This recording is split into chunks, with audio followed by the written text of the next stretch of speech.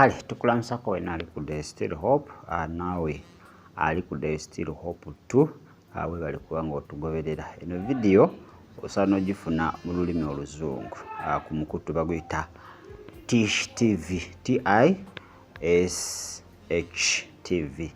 Oboso osaba linki agobo ino omuntu atamanyi Luganda nga ogirabye wano era ogenda gisanga mu lulimi oluzungu. Kale atugenda kututunulira engeri gye tusobola okukola ki engeri gye tusobola okuba nga ate tulwanamu oba tulwanisa Setaani. How do we fight the devil? How? Abantu bangi beebuuza ne Setaani ono muwangula ntya?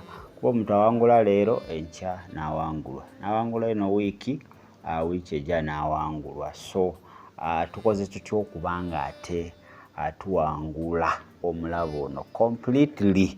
Omuntu ayinza okwebuuza kisoboka? It is possible kubanga mu Bayibuli tubalabyeko Dawudi yawangula abalabe be. So kisobokera ddala okuba nga owangula omulabe olw'ekisa kya Katonda. So atugenda kulaba engeri ezimu ku ezo. Okusinziira ku Peter ekisooka 5:8 Peetero yatulabula n'atugamba nti mulabe waffe atambula alinga ki?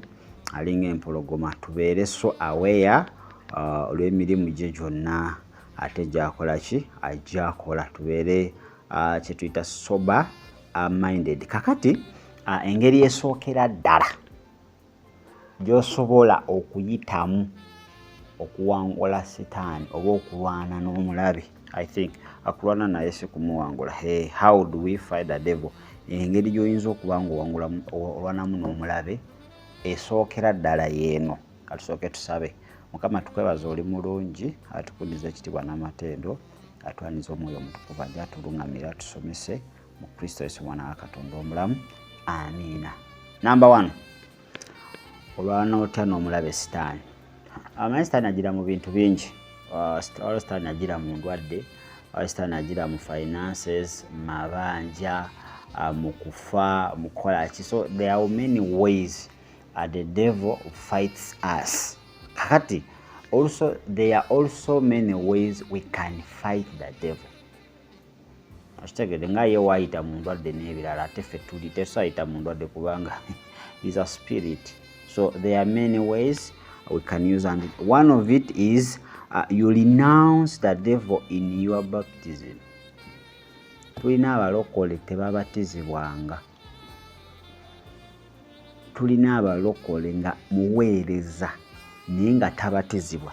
Bw'obeera omulokole ng'oli muweereza nga tonaba kubatizibwa, omulaba akyalina access in your life. Nze nkubuulire n'oba olina amafuta agenkana gatya. Engeri emu gyesobola okulwanyisa omulabe okusalawo n'ogenda n'obatizibwa oba nga tonaba, ate okubatizibwa okutuufu, immersion.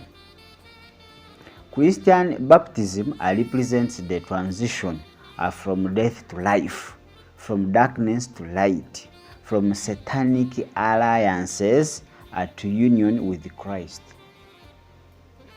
Okubatizibwa kw'obulokole oba kw'obukristaayo kulaga okuva mu kufa n'odda mu bulamu, okuva mu kizikiza n'oyingira ekitangaala, okuva mu ndagaano z'omulabe Setaani ate n'ofuuka kimu ne Kristo. Okusinziira ku Baluumi, ojja kusoma Baluumi 6:3-4. Romans chapter 6 verse 3 to verse 4 gamba, do you not know that all of us who have been baptized into Christ Jesus were baptized into his death?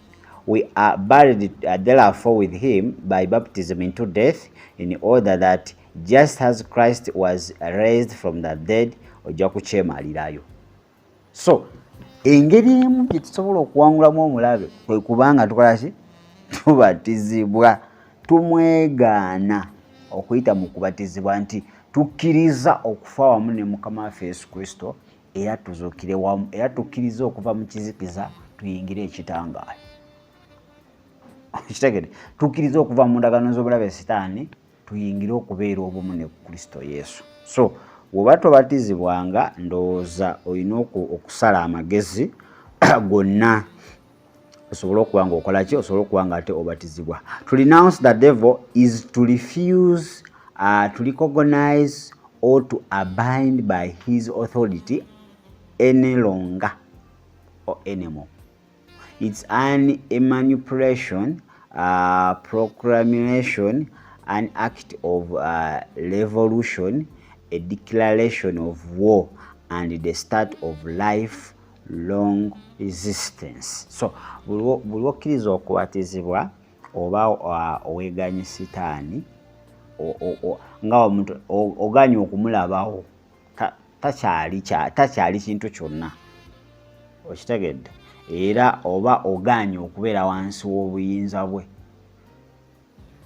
era oba oganye okuddamu okola ki, okulimbibwalimbibwa, era oba olangiridde olutalo olugenda okubeerawo obulamu bwo bwonna. Point eyokubiri, give the devil no foothold. Sitaani tomuwa bbanga lyonna. That's the second way of fighting the devil. Ephesians chapter 4 verse 27 egamba, and do not give the devil a foothold. Sitaani tomuwanga kabanga konna. The devil loves opportunities to establish himself in the hopes of gaining more ground.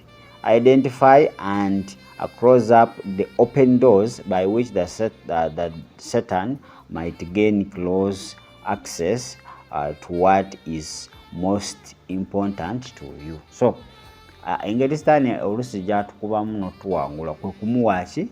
Kwe kumuwaayo ebbanga. Sitaani omuwa 1 mita atwala 10 kilometers. So, gezaako okuzuula emiwaatwa oba enzigi enzigule gwe, ogezeeko tandika okuba nga ate oziggala. Then ekyo kijja tuyamba okuba nga ate tulwanagana. Ekyokubiri kwe kuteekako ebyokulwanyisa ebijjudde eby'obwakatonda. Eyo engeri emu ey'okulwana naye, okuteekako ebyokulwanyisa ebijjudde eby'obwakatonda. Ephesians chapter 6 verse 10 to 20. Full armor of God. The devil is willing. He is a scammer. To stand against him, you must do God's defensive and offensive provision. Nagamba nti fe ate sitaani we yali atulicruiting otukozesa yatusomesa ki? Defensive and offensive what? Warfare. Engeri y'okulumba n'engeri y'okola ki? Okuziyiza protection. So nga omulaba on'omukuba olina oteekako ebyokulwanyisa ebirumba, ate olina oteekako ebyokulwanyisa ebiziyiza obusaale bwe, okusinziira ku Befeso 4 Abefeso 6. Ebyokulwanyisa ebyo obimanyi, ojja kuba nga okola ki? Obisoma. Then point 4, be sober minded. Awo ewali obuzibu. Be sober. No, the devil has manipulated us because we are not sober minded. Tulowooza mbu buli ekijja Katonda y'aba aleese. Tulowooza buli ekifaanagana nga zaabu aba zaabu. No, we have to be sober minded okuba nga tuwangula sitaani. The devil has easy work in the spiritual spiritual hearts and homes, casual hearts and homes. Nti okusinziira ku Petere ekisooka 5:8 agamba, be sober minded, be watchful. Your adversary the devil prowls around like a roaring lion, seeking someone to devour. Sober minded. You have to be led by the Spirit of God.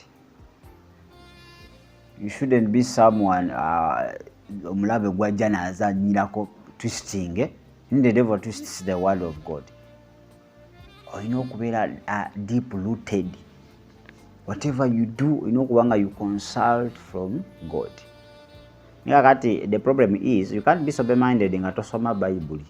Because ogenda funa knowledge from the Bible and tetwagala zisoma. So it is very hard to be sober minded nga tosoma Bible. tosobola kubeera sober minded nga tosaba, tosobola kubeera sober minded nga tokuŋŋaana. No way. So oba tobikola ebyo, there is no way. Unless you are going to be sober minded in your own wisdom, and ate awo Satan agenda kusabulira ddala nga tokutteeyo. So point number 5, be a faithful church what? Church member or a child of God. Be faithful. Faithfulness. What does it mean to be faithful? Okay. Hebrews chapter 10 verse 25, not neglecting to meet together, as is the habit of some, but encouraging one another, and all the more as you see the day drawing near. Mutalekayo kuŋŋaana, tubeere abali nga tuli beesigwa mu kukuŋŋaana kwaffe, si kukuŋŋaana ng'olina bizibu bakugobyera ente landlord akulira bino kakati kangende nsule ku church wiiki egi kama mpe ssente. No, n'oba topangisa oliwo, n'oba opangisa n'oba landlord akugobye n'oba takugobye, okukuŋŋaana kya mugaso nnyo ng'abedda we baasooka. Nze mpulira abantu abagamba amakyaki gonna mabi muveeyo musigale ewaka, Zabuli 23, Mukama ye musumba wo teweetaagenga, Katonda Yesu ye musumba wo teweetaaga musumba yenna. Those are evil what? Those are evil spirits speaking through those persons. Sitaani yali kwogeramu abo abantu. Lwekyo ffe tugoberera byawandiikibwa, tetugoberera kubikkulirwako. N'obeera n'okubikkulirwa nga kulungi kuseetula ensozi naye nga tekuliishi tekuli biblical based, okwo tetukutwala. Bayibuli tetulekangayo kuŋŋaanya, ate gwoga tusigale waka Yesu ye musumba wange seetaagenga. Ekyo kyandikwa kireka wali tokitegedde bulungi. Yesu ye musumba wo nambeemu, but ayina baakukwasa. Yakwasa Musa, abaana ba Isirayiri n'aba Musa abakulembere, to be their leader. Naye ate yali asobola beetwalira wa e Kanani. Peetero yamulekera banne, naye ate yali asobola okuba nga abayigiriza bennyini abafuula kyayagala. So enjogera eyo n'endowooza eri demonic. Sitaani ayagala kuba nga akulemesa okukola ebyawandiikibwa, akukube. Manyi buli olekera okuŋŋaana n'obeera ewaka ogenda kukubwa, because there are things you are going to what? Byogenda otegeera okuva nga mu kyaki nga mukuŋŋaanye nga tosaba bitegeerera waka.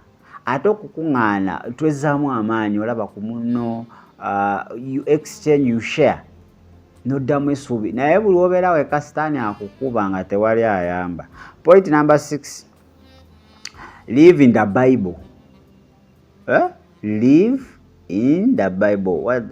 Kyo kitegeeza ki okuba beera mu Bible, okubeerawo oba obulamu bwo butambulire ku ki? Ku byawandiikibwa. Live in the Bible. Beera mulamu lwa byawandiikibwa. Of all the media in your home, make the Bible the most important. Mu bintu byonna ebiri ewaka by'osinga okuwa obudde, Bible kye kiba kisooka. But that's a tug of war, because most of our times tuba ku social media tulaba bya nonsense. A minister can take a full day nga tatunduddeko mu Bible, even a full month, even a full year. Akati obeera ng'oli such kind of a minister, there is no way you are going to fight the devil. Because the devil understands scriptures. Sitaani byawandiikibwa byategeera. Sitaani tamanyi bisitole byammwe ebyo. Ayagala omuwe omugobera mu buyinza kiyo obujja wani abukuwa. Ebyo byayagala. 1 Peter chapter 2 verse 2 egamba what? Like newborn infants, long for the pure spiritual milk, that by it you may grow up into salvation. So olina okuba nga Bayibuli kyekintu ky'osinga okuba nga oyagala n'okuwa obudde, ky'osinga okuba nga otambuliramu. Olugendo lwo nga lutambulira mu Bayibuli, byokola bitambulira mu Bayibuli, endowooza zo, okuweerezaako kwonna okitegedde nga kuna kutukola ki kutambulira mu Bayibuli. So olina okuba nga osoma Bayibuli, olina okuba nga ogikiririzaamu, olina okuba nga eyingira mu mutima gw'omunda n'etuula, ate olina okuba nga ogyogerako yonna gy'oli nga tekukwasa nsonyi. Eyo y'engeri gye tuyinza okuba nga tetuwangulamu omulabe. Point number 7 egamba pray against Satan's works. Erina kati waliwo ate wootuuka ekiseera ng'olina okuyingira mu ki munda mu bisenge by'amakolero ag'entalo ag'omwoyo, n'osooka odestroyinga buli pulaani ye yonna gyateeseteese. Okusinza ku kitabo kya Jude 1:9. Jude 1:9 egambawo eti, but when the archangel Michael or Mikaeli contending with the devil was disputing about the body of Moses, he did not presume to pronounce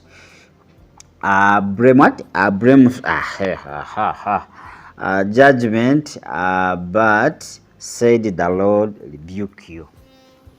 Juga olutalo olwaliwo Sitaani ng'alwanira omulambo gwa Musa, Mikaeli n'ayingirawo amugamba, Sitaani kama akunenye.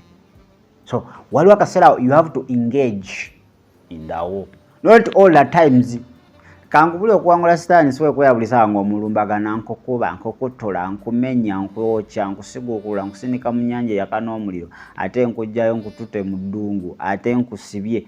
Ebyo tebijja kukola. Waliwo akaseera ak'okumukonfrontinga, ate waliwo akaseera ak'okumukubisa methods endala. Sitaani tebamukubisa method emu ya spiritual warfare, no way. Okitegedde? So tulina okumanya kiki kye tuteekeddwa okuba nga tukola, ate ki mu kaseera ki, ate wa. Kale, last point egamba believe that Jesus is the greatest. Kkiriza nti Mukama waffe yakola ki? Yasinga mu byonna, mu mbeera yonna oba efaanana etya, kkiriza nti yakola ki? Yasinga. At the cross Jesus destroyed Satan. Okkirize nti ku musaalaba byonna yakola ki? Byonna emirimu gyaggwa, omulabe Sitaani bamuteeka wansi w'ebigere, okusinza ku Abaebbulaniya 2:14. Since therefore the children share in flesh and blood, he himself likewise partook of the same things, that through death he might destroy the one who has the power of death, that is the devil. So buli wekibeera mugwe munda nti Yesu yasinga, Sitaani oba omukubi. Kuba Sitaani ayagala akulage nti waliwo wootuuka nga Katonda si yasinga, ng'embeera eyo yesinga. Ayagala akulage nti waliwo olina otuuka nga boosi wo yasinga Katonda, ng'osobola omugiramu sikaati oba empale. Ayagala otuuke akaseera nti ki omwana wo yasinga, era wafuna ekizibu ne Yesu oyinza omwesonyiwa. Ayagala Sitaani otuuke ekiseera ng'alaba amabanja ge gakusinga Katonda, engeri wogatunirawo oti sente tolabako na gye ziyinza kuba, nga ne wootunda byonna by'olina atusobola kuba ng'ozifuna. So ekyo kyayagala, naye engeri y'omukubamu kwe kubanga olaba nti byonna wadde weebiri, Yesu is on the top. Ddo nina amabanja, ddo ntambulira mu bulamu obutali bulungi, ddo landlord yange obye, si nsonga yonna situation gy'olimu, Yesu asigala ali ku top. Era ebyo byonna ebikukaaba byabiraba, era agenda kubiseeteeza. Agenda kuba nga akola ki? Abimala. Waliwo akayimba ke batera okuyimba mu church, mbu Yesu atuula ku nsozi zange n'aziseeteeza. Atuula ku nsozi zo n'aziseeteeza. So once you believe kasita obeera neyo n'okukkiriza okwo nti Yesu atudde waggulu w'ebintu byonna, ajja bikkiriza mpola, ojja tutegeeza nga tokyabiraba. Naye ate gw'okwata ebintu bibeere waggulu, Yesu abeere wansi, then he will not do anything.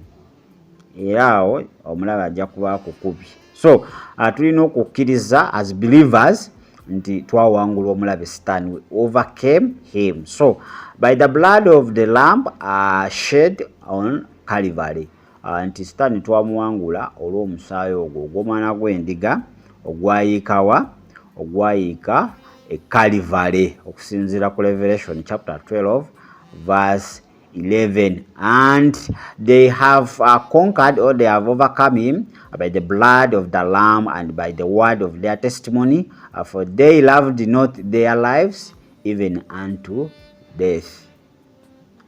So let us be encouraged. Let us be encouraged. Tuddemu amaanyi okusinziira ku ki omutume Yakobo tugamba tuddemu amaanyi. Era Mukama waffe yawangula Sitaani n'enkweze zonna kasita tunaayimirira ne tukola kye tuteekeddwa okukola ajja kubanga ate atudduka. Okitegedde? James promises that the devil will flee from those who resist him. Statement ogiwulidde? Sitaani ajja kudduka eri abo bokka abakola ki? Abayimirira ne bakola ki? Ne bateekawo okuwakana oba ne bateekawo resistance.